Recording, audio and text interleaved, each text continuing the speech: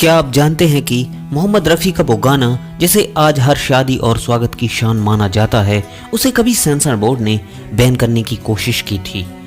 आखिर एक शब्द महबूब ने ऐसा क्या तूफान खड़ा किया कि फिल्म फेयर जीतने वाले गाने पर पाबंदी की नौबत आ गई।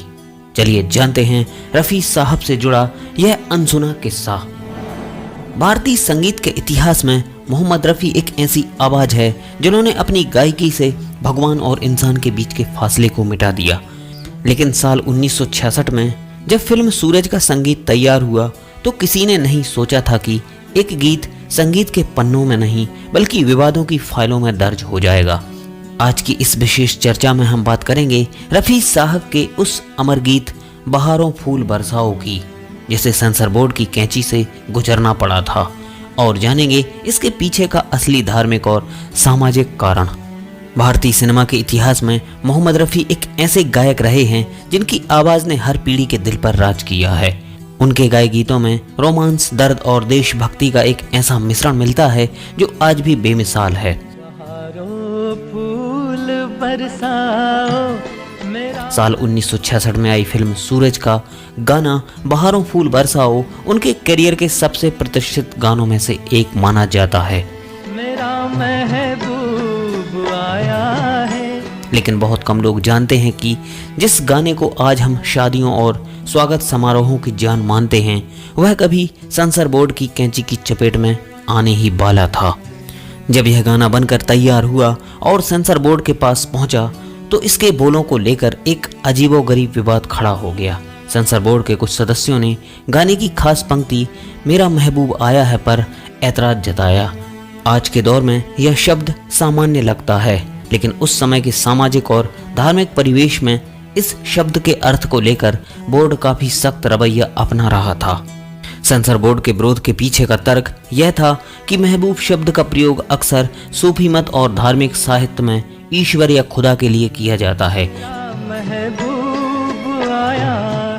बोर्ड के कुछ सदस्यों का मानना था कि एक फिल्मी गाने में जहां एक प्रेमी अपनी प्रेमिका के लिए यह शब्द इस्तेमाल कर रहा है, वह इसका प्रयोग करना धार्मिक मान्यताओं का अपमान हो सकता है।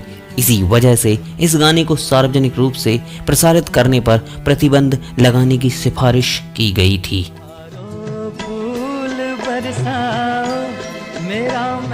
इस गाने को संगीत की जादूगर जोड़ी शंकर जयकिशन ने कंपोज किया था और इसके बोल हसरत जयपुरी ने लिखे थे। जब उन्हें पता चला कि उनके इस मास्टरपीस को बैन किया जा सकता है तो फिल्म के निर्माताओं और संगीतकारों ने बोर्ड के सामने अपनी बात रखी। उनका तर्क था कि महबूब शब्द उर्दू शायरी का एक खूबसूरत हिस्सा है और इसे केवल धार्मिक संदर्भ में देखना गलत होगा। यह शब्द प्रेम और श्रद्धा दोनों का प्रतीक है। तमाम विवादों के बीच जब रफ़ी साहब ने इस गाने को अपनी मखमली आवाज में रिकॉर्ड किया तो इसकी रूहानियत ने सबको मंत्रमुग्ध कर दिया।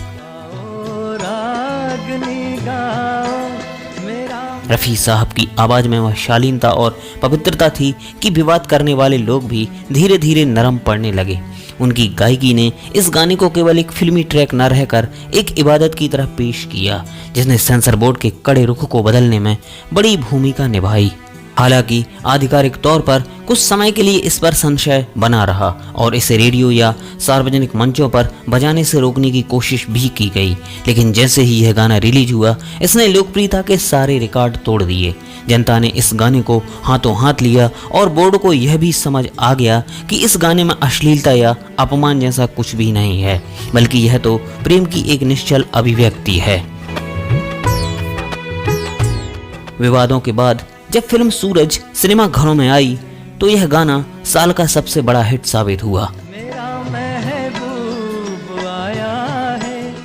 इसी गाने के लिए मोहम्मद रफ़ी को film fair best male playback singer का अवार्ड मिला और हसरत जयपुरी को सर्वश्रेष्ठ गीतकार का पुरस्कार दिया गया।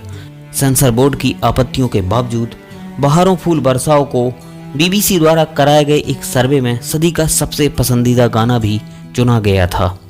रफ़ी साहब का केवल यही गाना नहीं बल्कि गुमनाम 1965 का गाना हम काले हैं तो क्या हुआ भी सेंसर बोर्ड की नज़रों में आया था।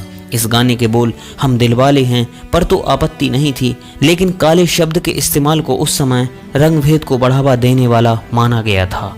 काले हैं तो क्या हुआ दिल वाले हैं। हालांकि रफ़ी साहब के मजाकिया अंदाज और महमूद के अभिनय ने इसे एक कॉमेडी ट्रैक के रूप में स्थापित कर दिया और यह विवाद भी शांत हो गया। मोहम्मद रफ़ी के इन गानों के विवाद से यह पता चलता है कि 1960 के दशक में सेंसर बोर्ड शब्दों की नैतिकता और उनके सामाजिक प्रभाव को लेकर कितना सतर्क रहता था। जहां आज के दौर में गानों के बोलों पर कम पाबंदियां हैं, वहीं उस दौर में एक एक शब्द को तराश कर और कई बार बोर्ड की कड़ी परीक्षा से गुजरकर ही जनता तक पहुंचाया जाता था। रफ़ी साहब के गीतों ने अक्सर इन सीमाओं को अपनी सादगी से पार किया। आज दशकों बाद भी बहारों फूल बरसाओ हर भारतीय घर का हिस्सा है। सेंसर बोर्ड का वह प्रतिबंध या विरोध अब केवल एक फिल्मी किस्सा बनकर रह गया है। मोहम्मद रफ़ी आज हमारे बीच नहीं हैं, लेकिन उनके ये गाने जो कभी विवादों में घिरे थे, आज भारतीय संस्कृति के अनमोल विरासत बन चुके हैं।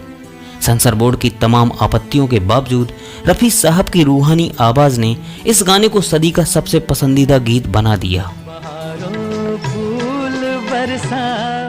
आज दशकों बाद भी जब यह गाना बजता है तो विवाद याद नहीं आते, बस रफ़ी साहब की वो मखमली आवाज कानों में मिश्री घोल देती है।